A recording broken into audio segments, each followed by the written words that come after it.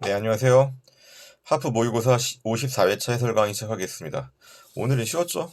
많이 쉬웠고, 그래도 좀 쓸만한 문제라고 하게 되면 8번 문제가 좀 괜찮았던 것 같고, 10번 문제도 좀 괜찮았던 것 같습니다. 나머지는 여러분들이 많이 보던 지문이래가지고요. 1번부터 보겠습니다. 신고와 수리에 대한 설명으로 옳지 않은 것은 뭐 수리를 요하는 신고냐 요하지 않는 신고냐 물어보는 거죠. 동그라미 1번이요. 다른 법령에 의한 인허가가 의제가 되지 않는 통상의 건축 신고라면 자기 완결적 신고이므로 여기까지 슬래시하신 맞죠? 뒷단 틀렸죠? 이에 대한 수리 거부 행위에 대해서도 분쟁의 조기적인 해결을 위해서 처분성을 인정하고 있죠. 동그라미 1번과 2번 비교해야 되겠죠. 국토의 계획 및 이용에 관한 법률상 개발행위 허가가 의제가 되는 건축신고. 이건 인허가가 의제가 되는 건축신고죠. 이거 수리를 요하는 신고죠. 따라서 특별한 사정이 없으면 행정청은 실질적인 요건에 대한 심사를 하고 수리해야 되는 이른바 수리를 요하는 신고다. 오케이. 동그라미 3번이요. 행정절차법은 법령 등에서 행정청의 일정한 사항을 통지하기만 하면 의무가 끝나는 신고. 이게 바로 수리를 요하지 않는 신고에 대한 개념정이죠. 여기에 대해서 그 밖의 법령 등에 규정된 형식상 요건에 적합할 거. 이거 뭡니까? 형식상 심사를 하겠다는 얘기죠. 형식적 심사를 하겠다고. 동그라미 2번은 수리를 요하는 신고니까 실체적인 심사를 하는 거고, 동그라미 3번은 수리를 요하지 않는 신고니까 형식적 심사로 끝난다는 얘기죠. 동그라미 4번이요. 식품위생법에 따른 식품적계급의 영업신고 요건을 갖췄다고 할지라도 불법 건축물, 무허가 건축물에서 영업하면 안 되죠. 그래서 그 영업신고를 한 당의 건축물이 건축법 소정의 허가를 받지 않았다면 받지 않은 무허가 건축물이라면 적법한 신고를 할 수 없다. 이렇게 보시면 돼요, 여러분. 이때 그 해당 대상 건축물이 무허가 건축물이 아닐 것은 이 영업신고에 대한 일종의 형식적인 요건이라고 생각하시면 돼요. 2번이요. 행정입법에 대한 설명으로 옳지 않은 것은 동그라미 1번. 국회법은 행정입법에 대한 국회의 간접적인 통제권을 규정하고 있습니다. 우리가 행정법 총론 기본서 공부하다 보면 행정입법에 대한 통제 그러고 국회의 간접적인 통제로 뭐 해당 각 해임건이나 탄핵 이것도 있고 그 또 뭡니까? 해당 관련된 법규 명령에 대해서 소관 상임위원회에 제출한다는 거 그거 다 있잖아요. 해설 한번 보세요. 예컨대 보니까 국회법상 법규 명령 등의 제출 제도가 있다 그러고 제가 해당 법조문을 인용해 놨거든요. 98조의 1항 보니까 소관 상임위원회 제출하라 그랬죠. 3항 보면 어떤 말도 있어요. 상임위원회는 해당 대통령령 총리령 부령의 법률 위반 여부를 검토한다. 물론 여러분 이 해당 상임위원회가 법률 위반이라고 판단했다고 해가지고 해당 법규 명령의 효력이 부인되는 게 아니에요. 다만 검토를 통해서 문제가 있다고 지적하면 그 말을 그 해당 행정부에서 안 받아들이기가 어렵겠죠. 그런 방법으로 간접적 통제하는 겁니다. 동그라미 2번이요. 법령의 위임이 없음에도 불구하고 법령에 규정된 처분 요건에 해당하는 사항을 부령에서 변경해서 규정했다. 그럼 그 부령은 법령에 반하는 거죠. 그렇다면 그 불용의 규정은 내부적인 사무처의 기준에 불과할 뿐 행정조직 내에서 적용되는 그러니까 행정조직 내에서 적용되는 행정명령의 성격을 지닐 뿐 이거 뭐 행정규칙에 불과하다는 얘기죠. 국민에 대한 대외적 구속력이 없다? 법규 명령이 아니다. 원래 동그라미 번 두 번째로 불용은 원래 법규 명령이 있잖아요. 그런데 상위법에 근거 없이 변경했다. 상위법이 위배되는 거죠. 그럼 효력이 없다는 얘기. 동그라미 3번이요. 법률에서 군법무관의 보수에 관한 구체적인 내용을 시행령에 위임했다. 이건 제정 의무가 있는 거죠. 그럼에도 불구하고 행정청이 정당한 이유 없이 시행령을 제정하지 않았다. 시행령을 제정할 의무가 있음에도 불구하고 제정하지 않았다. 이거 진정 입법 부작이죠. 불법행위죠. 국가배상 청구가 가능하죠. 부진정 입법 부작위는 국가배상 청구 안 되는 것도 우리가 알고 있고. 동그라미 4번이요. 제재적인 행정처분이 그 처분에서 정한 제재기간 경과했다. 예컨대 영업정지 60일 경과했단 말이야. 그럼 그 효과가 소멸되었으면은 제재적인 행정처분의 취소를 구할 협의의 소익이 없어 보이지만 그렇지 않다고요. 그 처분이 후행 처분의 가중적인 요건 사실. 후속 처분의 가중사유죠. 그러면은 취소를 구해야 되겠죠. 3번이요. 다음 가 그룹과 나 그룹에 대한 설명으로 옳지 않은 것은 가는 주거지역 내에서 건축허가 뭐 이게 별다른 말이 없으면 여러분 뭐 주거용 건물이라고 생각하세요. 나는 개발제한구역 내에서 건축허가 개발제한구역은 여러분 원래 어때요? 건물 지으면 안 되는 데죠? 예외적으로 가능하겠죠? 예외적 승인이죠. 가번 상가지역 내에서 유흥주점업 허가 상가지역이라는 데가 사람이 많이 그 모이면서 먹고 마시고 노는 데죠. 그럼 유흥주점업 허가는 통상의 허가고 학교 환경 위생 정화구역 뭡니까? 초중고등학교 인근 뭐 100m, 200m 이런 데죠. 이런 데서는 그 면학 분위기 조정을 위해서 조성을 위해서 유흥주점은 허가를 해주면 안 되겠지. 예외적으로만 가능한 거죠. 그래서 가 그룹은 통상의 허가고 나 그룹은 예외적 승인이죠. 동그라미 2번 맞는 말. 그리고 통상의 허가의 개념 정의가 뭡니까? 동그라미 1번 예방적 금지 해제. 그 다음에 예외적 승인요. 억제적 금지 해제. 또 유해한 행위 억제 이렇게도 부르는 거죠. 그리고 동그라미 1번 가그룹의 경우는 상대적 금지 해제. 예방적에다 여러분 상대적도 한번 써보세요. 억제적에다가 유해적도 한번 써보시고. 동그라미 3번 가그룹은 법률행위적 행정행위고 나그룹은 준법률행위적 행정행위다. 여러분 준법률행위적 행정행위는요 확공통수예요. 나번 여러분 예외적 승인도 허가의 일종이라는 걸 아셔야 돼요. 그러니까 허가 중에서 정말 예외적으로 해주는 거를 예외적 승인 혹은 예외적 허가라고 부른단 말이에요. 그렇기 때문에 예외적 승인도 허가의 일종이니까 법률행위적 행정행위죠. 그리고 통상의 허가는 기속행위, 예외적 승인은 재량행위. 4번이요. 행정행위에 대한 설명으로 옳은 것을 물어보고 있어요. 동그라미 1번이요. 학교법인 임원에 대한 감독청의 취임 승인. 여러분 학교법인 그 다음에 재단법인 공익법인 등 비영리법인에 대한 내용이 나오면 뭡니까? 이거는 비영리법인의 행위에 대한 승인이란 말 나오면 다 인가요. 비영리법인은 자율성이 인정되기 때문에 자기가 원래 자율적으로 할 수 있어야 돼. 그렇기 때문에 국가가 태클 거는 거 규제하는 거는 규제의 정도가 매우 약합니다. 가장 약한 인가로 가는 겁니다. 인가는 제가 활용점정 그랬잖아. 그림 속의 용은 다 비영리법인이 알아서 그리는 겁니다. 국가는 점 하나 찍어주는 겁니다. 그래서 동그라미 1번 돌아와서 감독청의 취임 승인은 그 대상인 기본행위의 효과를 완성시키는 보충행위이므로 여기가 바로 인가의 개념정이죠. 맞는 말이에요. 뒷부분이요. 기본행위가 불성립 또는 무효다. 그럼 활용점정에서 그림 속에 용이 없는 거죠? 그럼 인가 점 찍었다고 해가지고 용이 생기는 게 아니지. 기본행위가 유효하게 될 수 없다. 동그라미 2번이요. 위법한 철거 명령을 받고 건축물이 철거됐다. 그럼 철거 명령의 취소 판결 없이도 국가배상 청구가 가능하지. 여러분 후서 법원의 선결 문제 판단이 부당이득 반환 청구 소송 같은 경우는 먼저 취소 판결 내지 무효이거나 취소 판결 받아와야 되는데 국가배상 청구 소송의 경우는 취소 판결 없이도 가능하잖아. 동그라미 2번에서 게다가 여러분 철거 명령의 취소 판결을 어떻게 받아? 이미 건물이 철거되어 버렸는데 철거 명령 취소 소송은 협의의 소의 이큼결로 각하되어 버려. 그러니까 철거 명령 취소 소송 없이도 당연히 국가배상 청구가 가능하죠. 동그라미 3번 처분 당시에 별다른 하자가 없다는 얘기는 성립상 하자가 없다는 얘기죠. 그럼 직권 취소 사유는 아니겠지. 직권 취소 사유는 아니지만 그 뒤에 후발적 사유가 생겼으면 어때요? 철회할 수 있는 거죠.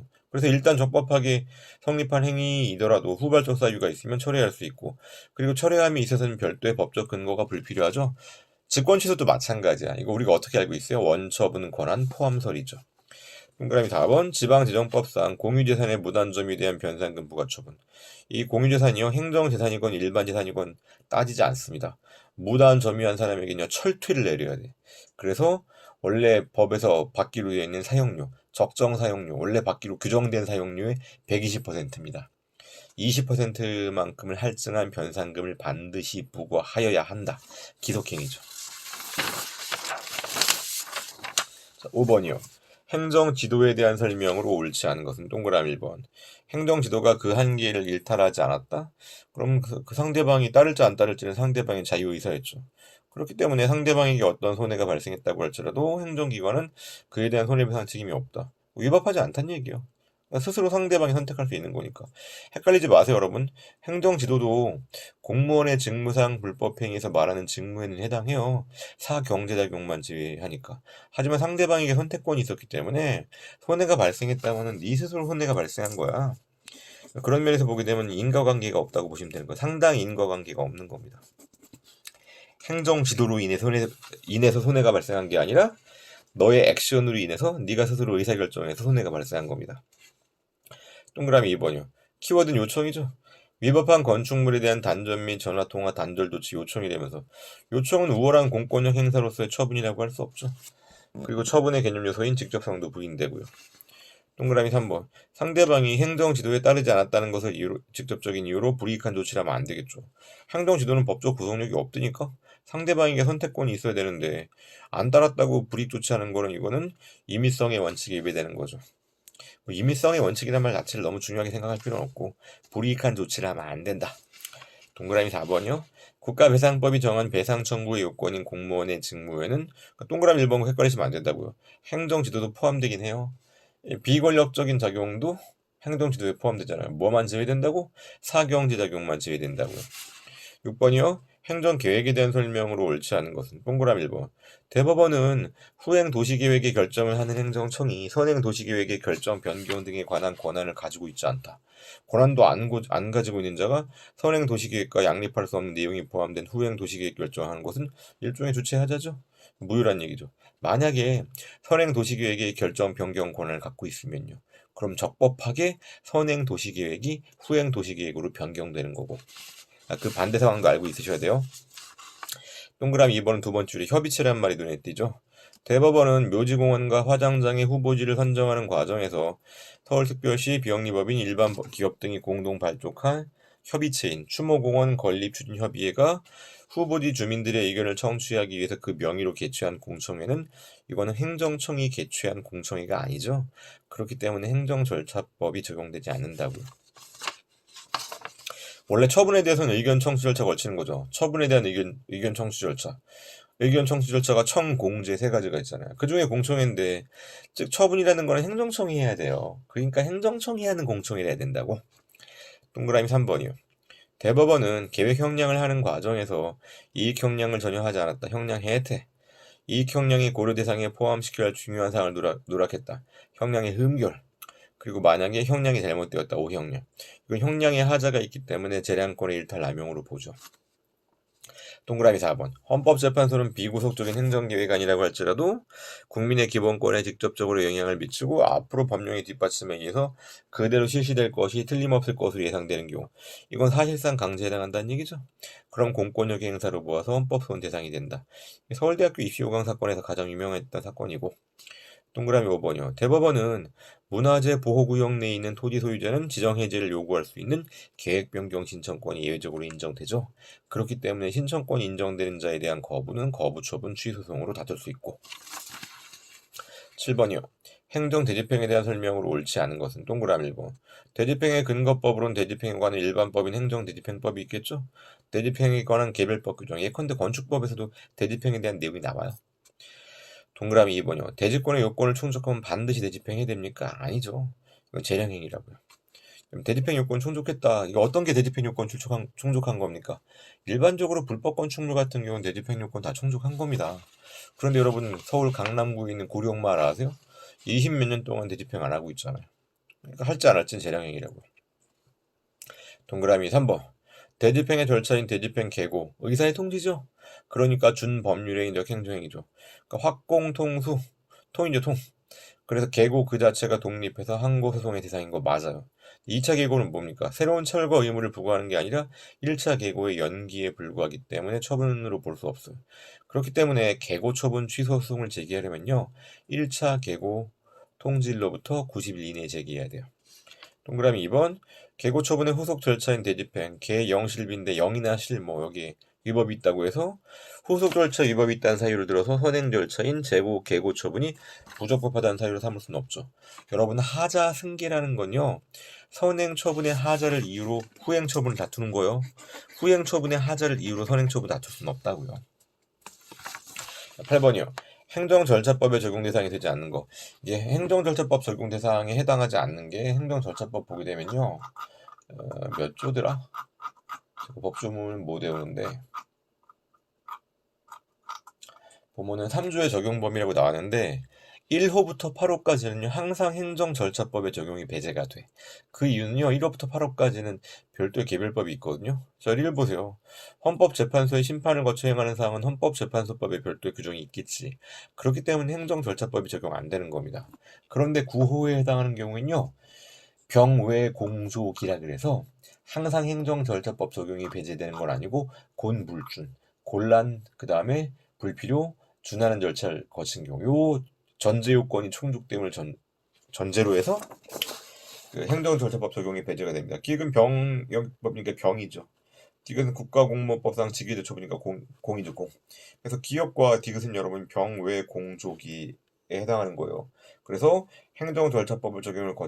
행정절차법을 거치기가 곤란 불필요하거나 준하는 절차를 거친 경우에 해당하는 경우에만 적용이 배제가 되고, 기업과 과 디귿은 일단 맞는 말이고요. 니은은 산업기능요원 편입 취소 처분. 선생님 이거 병역 관련된 거 아니에요? 병역 의무의 이행은 맞는데 병역법에 따른 징집 소집에 한해서만 적용이 배제가 되는 거예요. 그러니까 니은 병역법에 따른 징집 소집에 해당하지는 않으니까 통상적인 불이익 처분이고, 통상적인 불이익 처분이니까 사전 통지랑 의견 청취 절차를 거치란 얘기죠. 미음은요.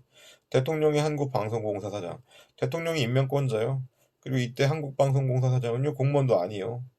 공기업이잖아. 그렇기 때문에 미음 같은 경우에는 병의 공조기에도 해당하지 않고 그 밖에 1호부터 8호까지에도 해당하지 않습니다. 그러니까 그 해임 처분은 사전 통지랑 의견 청취 절차를 거쳐야 돼. 혹시 여러분 헷갈릴까봐 말씀드립니다. 한국방송공사는 영조물법인이요. 영조물법인의 사장은 뭡니까? 영조물법인이 직원이에요, 직원. 그렇기 때문에 이거는 공무원에 해당하지 않는다는 것까지. 8번에 그리고 대통령에게 한국방송공사장의 임명 권한이 있거든요. 임명 권한이 있으면 당연히 무슨 권한도 있는 겁니까? 해임 권한도 있는 겁니다. 대통령이 처분권자예요. 9번 보겠습니다. 다음 사례에 대한 설명으로 옳지 않은 것은 국민건강보험 관련 법령상 보건복지부 장관은 제약회사의 신청 또는 직권으로 모든 의약품에 대해서 요양급여 대상 또는 비급여 대상의 결정을 할 수 있다. 요양급여 대상이라는 게 급여라는 게 국민건강보험공단이 급여를 준다는 얘기거든요. 누구에게? 의사들에게. 그러니까 이 얘기는 이거 건강보험 적용 대상이라는 얘기예요. 비급여 대상이라는 거는 건강보험 적용이 안 되는 거죠. 전국의 모든 의료기관, 약국이 요양기관으로 강제 편입되어 있고 모든 국민의 건강보험에 편입되어 있죠. 그렇기 때문에 의사의 처방이 필요한 일반 의약품, 바카스, 우루사 이런 거 말고 모든 의약품은 국민건강보험상의 요양급여로 공급되는 것만이 판로를 할 수 있다. 안 그러면 건강보험 적용을 못 받으니까. 이런 상황에서 A제약회사의 B제약 제품이 보건복지부 장관에 의해서 비급여 대상으로 결정됐다. 그럼 못 파는 거죠. 또. A 주식회사는 경영상 큰 타격을 맞게 될 위험에 처하게 되었다. 이때 해당 급여 목록, 비급여 목록, 보건복지부 고시로 급여 목록을 리스트를 제시하거든요. 이건 뭡니까? 행정규칙인데 처분적 고시죠. 처분적 고시자 뭡니까? 일반 처분이죠. 동그라미 1번이요. 어떠한 고시가 일반 추상적 성격을 가질 때에는 법규 명령 또는 행정규칙에 해당한다. 원래 고시는 행정규칙이죠? 근데 법규 명령에 해당하는 경우는 뭡니까? 법령 보충적인 행정규칙이라면 법규 명령에 해당하겠지. 다만 다른 집행행위 매기 없이 그 자체로 직접 국민의 구체적인 권리, 의무나 법률 관계를 규율한다. 다른 집행행위 매기 없이 그 자체로 직접 국민의 권리, 의무를 규율한다면 이건 처분성 얘기하는 거죠. 그러면 이때는 처분적 고시에 해당한다. 처분적 고시는 곧 일반 처분이에요. 동그라미 2번. 이 사건 고시는 다른 집행행위 매개 없이 그 자체로서 제약회사, 요양기관 환자 및 국민건강보험자 사이에 법률관계를 직접 규율하는 성격을 갖고 있기 때문에 이건 처분에 해당한다. 오케이. 동그라미 3번이요. 동그라미 1번과 2번은 같은 문제예요. 같은 내용이에요. 동그라미 3번. 회복하기 어려운 손해 발생을 막기 위해서 집행정지 신청을 하는 것이 필요하다. 처분의 집행정지요? 본안소송과 마찬가지로 처분성이 있어야지 집행정지가 가능하죠. 본안소송이 여러분 한국소송이에요. 본안소송이 취소소송과 무효등 확인소송이야. 그러니까 처분성을 요구하는 거지. 그리고 마찬가지로 집행정지의 경우도 처분의 집행정지, 처분성이 있어야 되고. 동그라미 4번이요. 그 처분적 고시 일반 처분에 대해서 여러분 불복할 경우는요. 고시 효력 발생일이 처분에 있는 날임과 동시에 처분이 있으면 안 날로 보는 거죠. 그러니까 고시 효력 발생일로부터 90일입니다. 1년이 아니라. 그러니까 이게 여러분 그 불특정 다수인을 상대방으로 하는 처분은 상대방이 현실적으로 안날을 기준으로 판단할 수가 없잖아요. 그러니까 고시 효력 발생일을 그냥 안날이라고 의지하는 거예요. 10번이요. 항고소송의 대상적격 처분성에 대한 설명으로 여러분 처분이라고 하려면요. 특정인에 대한 처분은 상대방에게 도달해야 되고요. 불특정 다수인에 대한 처분은 고시 또는 공고가 있어야 돼요. 동그라미 1번. 법무부 장관의 입국 금지 결정은 스티브 유에 대해서 그 의사가 공식적인 방법으로 외부에 표시된 거 스티브 유한테 전달하는 게 아니에요. 다만 그 정보를 내부 전산망인 출입국 관리 정보 시스템에 입력하여 관리한 것이다. 그럼 대외적으로 표시가 됐습니까? 안 됐습니까? 안 됐죠. 대외적으로 표시가 안 됐기 때문에 처분이 아니고 따라서 입국 금지 결정에 대한 취소소송은 안 돼요. 선생님, 스티브 유는 소송 제기했잖아요. 스티브 유가 제기한 건요, 사증 발급 거부 처분에 대한 취소송이야. 사증이 비자죠, 비자. 대한민국 들어오는 비자가 필요하잖아요. 근데 비자 발급이 안 되니까 소송 제기한 겁니다. 비자 발급 거부 처분은 비자 발급 신청했을 때 상대방한테 거부 처분을 통지하잖아. 헷갈리시면 안 된다고요. 스티브 유는 사증 발급 거부 처분에 대한 취소송 제기한 겁니다. 입국 금지 결정에 대한 취소송 제기했지만 각하됐어요. 동그라미 2번이요. 예산회계법상 입찰 보증금의 국고 귀속 조치. 보증금이죠? 이건 사법 관계죠. 그러니까 민사소송. 동그라미 3번. 교육공무원법상 승진 후보자 명부에 의한 승진 심사 방식으로 행해지는 승진 임용에서 승진 후보자 명부에 포함되어 있는데 승진 임용 인사 발령 제외했다. 이건 승진 임용 탈락이죠. 적극적인 불이익 처분입니다. 동그라미 4번이요. 교육부 장관이 대학에서 총장 후보 추천자를 국립국공립대학이죠. 3명 추천했는데 교육부 장관이 그 중에서 1명 내지 2명을 빼버렸어. 그럼 여러분 어때요? 빠진 사람은 대통령이 왜 말이 웃기다. 간택? 선택을 받을 기회를 박탈당하는 거죠. 그렇기 때문에 이것도 처분성을 인정한 게 대법원의 태도요. 선생님 이거 중간 단계 아닙니까? 내부 행위의 행정기관 상호간 교육부 장관으로부터 대통령에게 이루어진 행정기관 상호간 행위니까 처분성이 없잖아요. 그렇게 고민하지 마시라고. 판례는 판례 결론대로 받아들이셔야 돼요. 그래서 이거는 해당 총장 후보자에게 대통령의 임용 검토를 받을 기회를 박탈하기 때문에 해당 후보자의 권리와 의무에 직접 영향을 미치는 처분이다 라고 본 겁니다. 10번 동그라미 4번 해당 해설 한번 볼까요? 보시게 되면 첫 번째 덩어리 언더라인이요. 교육부 장관이 자의적으로 대학에서 추천한 복수의 총장 후보자 전부 또는 일부를 임용 대청하지 않는다면 이건 대통령으로부터 후보 권한에 못 들어가는 거죠. 대통령이 뭐 2명, 3명 중에서 찍어야 되잖아. 그 찍는 선정하는 대상에 포함이 안 된 거죠. 이건 대통령으로부터 임용을 받을 기회를 박탈하는 효과가 있다. 즉 해당 총장 후보자의 권리와 의무에 직접 영향을 미치는 처분이란 얘기입니다. 자, 이렇게 해가지고 오늘도 여러분 해설 강의 끝냈고요. 잘 정리하시기 바랍니다. 수고하셨습니다.